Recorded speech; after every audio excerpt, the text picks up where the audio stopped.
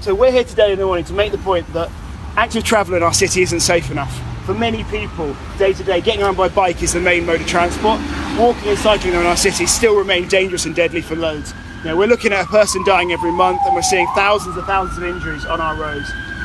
None of that's acceptable to us. None of that should be the norm. The Mayor has talked to the game and promised lots, but delivered little.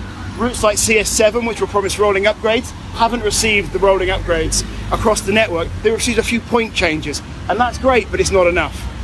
On top of that, councils like Southwark, who have been well-meaning and been very positive about cycling, haven't delivered on what they promised us in the past. So we're here to make the point that we need more protected bike routes, we need better walking, we need better cycling, and councils and the Mayor need to deliver, not just make bold promises.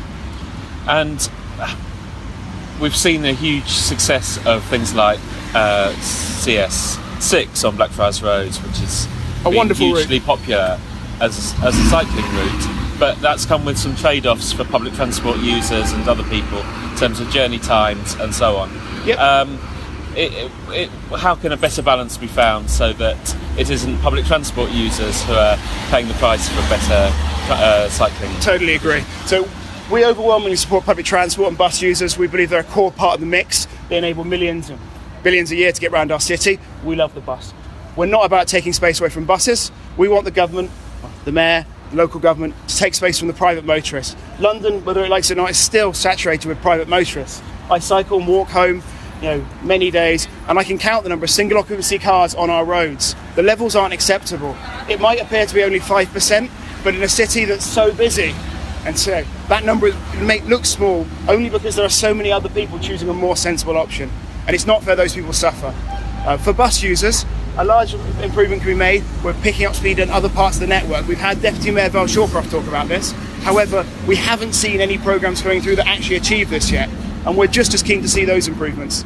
London has lots of cycling campaigns and lobby groups and activist groups. What makes this one different? So we're not here to challenge or be different from other groups. We're here to support. We are multifaceted. We have walkers, we have cyclists, we have people who take public transport here. A young lady there doesn't even cycle, a gentleman down there doesn't cycle.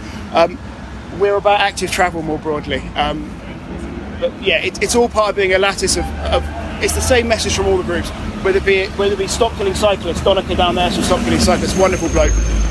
Whether it be the guys from Living Streets who are absolute champions, or the London Cycle Campaign. We're all here with the same message that walking and cycling and then public transport needs to be the priority, and that message isn't getting through right now.